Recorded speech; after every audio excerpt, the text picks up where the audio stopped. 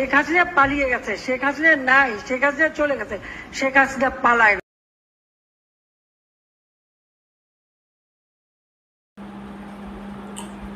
দর্শক আসসালামু আলাইকুম। আজকে 5ই সেপ্টেম্বর হাসিনা সরকার পতনের 1 মাস পূর্ণ হলো।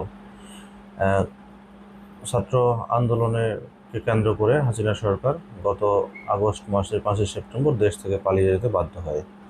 তো এর মধ্যে বেশ কিছু পরিবর্তন ঘটে বাংলাদেশে। এই প্রথম আমরা দেখলাম যে সরকার ছাড়া আমরা 3 দিন ছিলাম। 3 দিন দেশে কোনো সরকার প্রধান ছিল না, কোনো পুলিশ বাহিনী ছিল না, বিজিবি ছিল না, মাঠে সেনাবাহিনী ছিল, বাট তাদের ভূমিকাও খুব একটা জোরালো ছিল না। তো এই ক্ষেত্রেও অনেক দুর্ঘটনার মধ্য দিয়ে গিয়েছে। এর মধ্যে বেশ কিছু ঘটনা ঘটেছে, যেমন বিভিন্ন পাড়া মহল্লায় বিশেষ করে ডাকাতির একটা প্রবণতা, চুরি ছিনতাইয়ের ঘটনা ঘটেছিল। আবার মানুষজন নিজেরাই কিন্তু নিজেদের বাসা পাহারা দেওয়া নিয়ে ব্যস্ত ছিল। এভাবেই কিন্তু আমরা মোটামুটি 3-4 দিন পালন করছি। তো হাসিনা সরকার পালানোর এই 1 মাসে বেশ কিছু পরিবর্তন লক্ষ্য করা গিয়েছে। এর মধ্যে কিছু পরিবর্তন হয়েছে, কিছু সংস্কার হয়েছে। তো এগুলোর মধ্যে সবথেকে বেশ কিছু পরিবর্তন নিয়ে আজকে মূলত কথা বলতে চাচ্ছি, যে এই 1 মাসের মধ্যে কী কী পরিবর্তন হলো বা কী ঘটনা ঘটলো, বা কী হলো না হলো, জাস্ট এসব নিয়েই একটু কথা বলতে চাওয়া আর কি। তো এর মধ্যেই প্রথম হচ্ছে যে যখন সরকারের পতন ঘটলো, তো সেই সময় কিন্তু বাংলাদেশে প্রায় আপনারা জানেন যে 639টা বা 40টা থানা আছে। সেই সব থানাগুলোতে প্রায় পুলিশ ছিল না। এর মধ্যে প্রায় কিন্তু 450টারও বেশি থানা কিন্তু আক্রান্ত হয়েছে, আপনারা এটা জানেন। তো আক্রান্ত হয়েছে। তো এর মধ্যেই হচ্ছে একজন আমাদের সরকার প্রধানের স্বরাষ্ট্র উপদেষ্টা হিসেবে ব্রিগেডিয়ার সাখাওয়াত সাহেব যোগ দেন, এবং উনি কিন্তু এক প্রকার হুমকি দিয়েছিলেন যে আপনারা যদি থানায় জয়েন না করেন তাহলে আপনাদের নেক্সট থেকে চাকরিতে আসার দরকার নেই। এরপরেই মূলত কিন্তু পুলিশ আস্তে আস্তে চাকরিতে ফেরা শুরু করে। এর মধ্যে অন্যতম আরেকটা ঘটনা ঘটেছে প্রশাসনের ব্যাপক রদবদল। যেমন এর মধ্যে কিছু কর্মকর্তা আছে যাদেরকে বাধ্যতামূলক অবসরে পাঠানো হয়।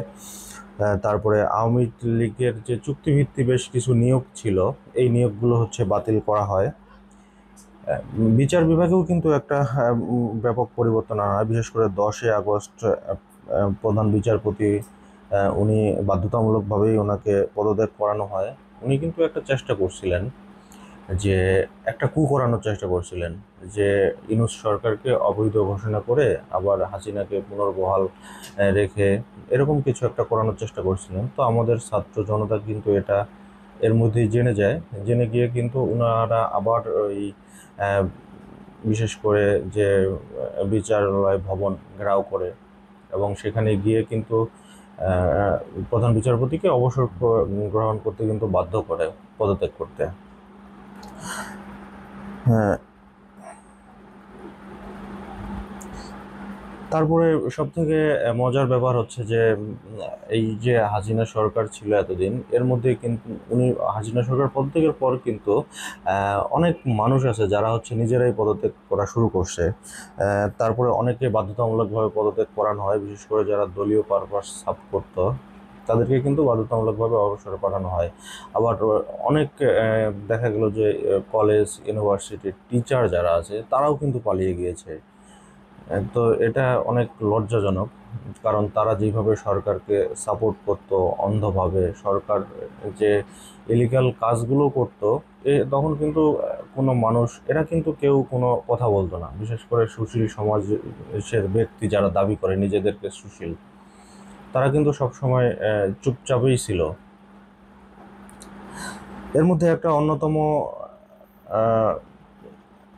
অন্যতম পরিবর্তন হচ্ছে যে খালেদা জিয়াকে মুক্তি দেওয়া।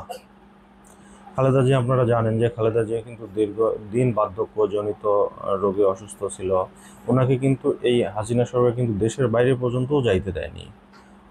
ওনার অনেক ভালো চিকিৎসার প্রয়োজন ছিল, কিন্তু এটা কিন্তু সরকার ওনার চিকিৎসাতে ঠিকমতো করতেও দেয়নি।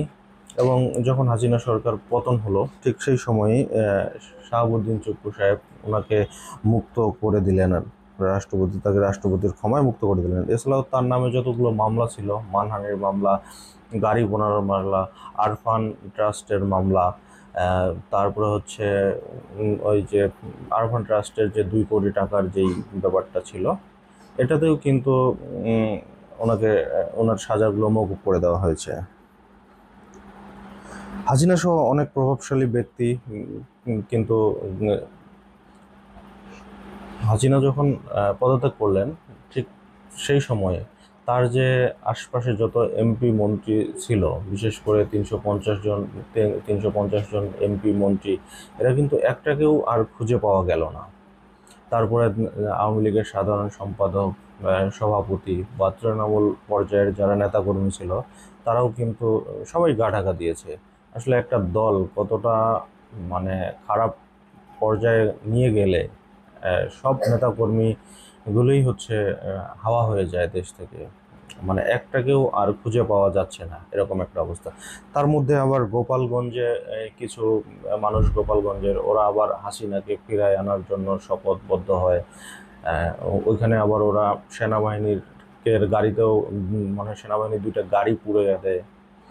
তারপরে কয়েকজন সেনাপ্রধানকে ওরা মারধর করে, আহত করে। এর মধ্যে আবার সেনাবাহিনী কিন্তু ঠিকই রাতে গিয়ে ওখানে অভিযান চালায়, এবং যারা যারা সেনাবাহিনীর গাড়ি ভাঙচুর করছে তাদেরও কিন্তু ওরা বিচারের আওতায় নিয়ে এসছে। এখন কিন্তু আর গোপালগঞ্জেও আর কোনো কি হচ্ছে না হচ্ছে, এটা কিন্তু আর গোপালগঞ্জবাসীও আর ওইভাবে মাঠে নামতেছেন না।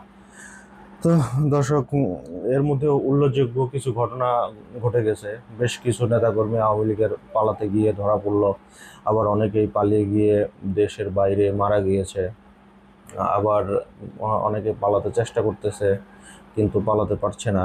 এর মধ্যে আটককৃত বেশ কিছু উল্লেখযোগ্য ব্যক্তি হচ্ছেন যেমন আওয়ামী লীগের বেসরকারি উপদেষ্টা সালমান এফ রহমান, তারপরে হচ্ছে আনিসুল হক, সাবেক শিক্ষামন্ত্রী, ও মনে হয় এবার সমাজ কল্যাণ মন্ত্রী, এরকম কিছু একটা, দীপু মনি, বাণিজ্য মন্ত্রী সাবেক টিপু মুন্সি।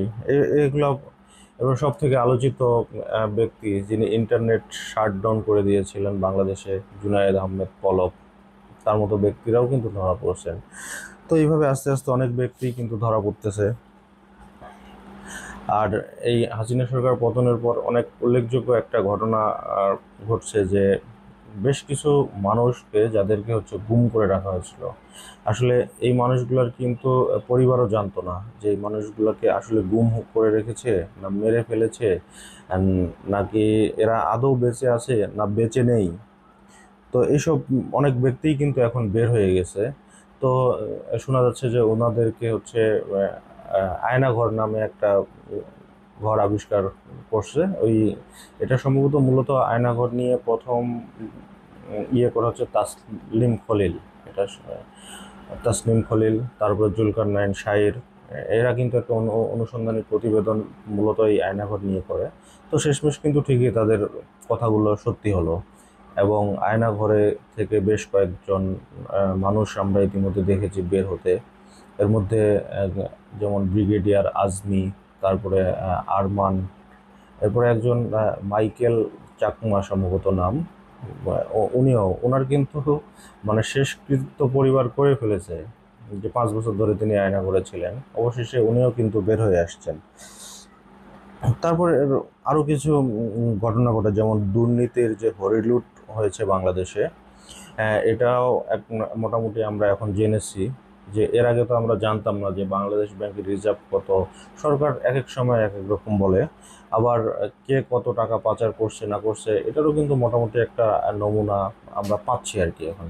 যেমন সরকার এই 15 বছরে মানে যত টাকা লোন করছে বাইরে থেকে, তার থেকে বেশি পরিমাণ টাকা কিন্তু পাচার করছে। তো এই জিনিসগুলো সামনে উঠে আসতেছে। এর মধ্যে আরেকটা উল্লেখযোগ্য ঘটনা, যেমন জামাতকে আওয়ামী লীগ সরকার কিন্তু জামাতের নিবন্ধন বাতিল করে দেয়। তো সেই জামাতও কিন্তু এখন নিবন্ধন আবার কিন্তু নতুন করে ফিরে পেয়েছেন, এবং নিষেধাজ্ঞা কাটিয়ে কিন্তু ওনারা এখন রাজনীতিতে আবার সরগম হয়েছেন। তারপরে উল্লেখযোগ্য একটা ঘটনা, এটার জন্য আসলে আমার নিজেরও একটু খারাপ লাগে, কারণ আমরা যেহেতু ছোটোখাটো একটা চাকরি করি, আমরা চাই যে যেন আমরা একটা ছুটি পাই মাসে। তো এই 15 আগস্টে ছুটি ছিল। আমরা বিগত দিনগুলোতে দেখেছি যে এই 15 আগস্ট নিয়ে কি না হতো সারা দেশে। বিশেষ করে খিচুড়ি বিরিয়ানি নিয়েও অনেক মারামারির ঘটনাও আমরা কিন্তু দেখেছি। তো যাই হোক, এটা 15 আগস্টের ছুটিটাও বাতিল হয়। এর মধ্যে কিছু মানুষ নতুন করে আবার এই আন্দোলনকে প্রশ্নবিদ্ধ করার জন্য বিভিন্ন রূপে ধারণ করেছে। যেমন গোপালগঞ্জে কিছু আন্দোলনকে প্রশ্নবিদ্ধ করার জন্য গোপালগঞ্জের মানুষরা এক এক রকম ইয়ে করেছে। তারপরে এক এক সময় রা এসেছে, আনসারদের বেশ কিছু দাবি দেওয়া নিয়ে। এরপরে এরকম অনেকগুলো ব্যক্তি কিন্তু তাদের বেশ কিছু দাবি দেওয়া নিয়ে এসেছেন। মানুষগুলা এই 15 বছর আসলে কোথায় ছিল এরা? 15 বছর তো একটা সরকার শাসন করলো। তো তাদের সময় কি এনারা কি গা ঢাকা দিয়েছিল, নাকি এরা কোনো দলের সুবিধা পারপাস সার্ভ করার জন্য এসেছে? এর মধ্যে আরেকটা ঘটনা ঘটছে, যেটা হচ্ছে সংখ্যালঘুদের উপর আক্রমণ হচ্ছে, বা সংখ্যালঘু সম্প্রদায় বাংলাদেশে ঠিকঠাক মতো থাকতে পারছে না, বা ওনারা বাংলাদেশে নিরাপদ বোধ করছে না, এরকম কিছু নিয়ে কিন্তু বেশ কিছু আন্দোলনও শুরু হয়েছিল সংখ্যালঘুদের। কিন্তু ওটাও কিন্তু আর ধোপে টিকেনি। কিন্তু ওরাও মোটামুটি গাছাড়া দিয়েছে। মূলত এটা হচ্ছে আওয়ামী লীগ সরকারের একটা চাল ছিল, যে যেহেতু ওনারা টিকতে পারলো না, পালিয়ে যেতে বাধ্য হলো। তো বহির্বিশ্বকে দেখানোর জন্য যে আওয়ামী লীগ সরকার না থাকলে দেশে কি কি সমস্যা হতে পারে বা হচ্ছে, এরকম কিছু একটা বহির্বিশ্বে কিন্তু দেখানোর জন্য অনেকগুলো নাটক কিন্তু শুরু করছিল আর কি। তো সবশেষ কিন্তু কোনো কিছুতেই ওনারা খুব একটা সুবিধা করতে পারে নাই। হ্যাঁ, আর আজকে 5ই সেপ্টেম্বর একটা উল্লেখযোগ্য ঘটনা, যে বাংলাদেশের নির্বাচন কমিশনাররা কিন্তু আজকে পদত্যাগ করেছেন। এই নির্বাচন কমিশনার আপনারা জানেন যে কি সুষ্ঠু নির্বাচন করছে, ওটা তো আমরা দেখছি আমাদের চোখের সামনেই।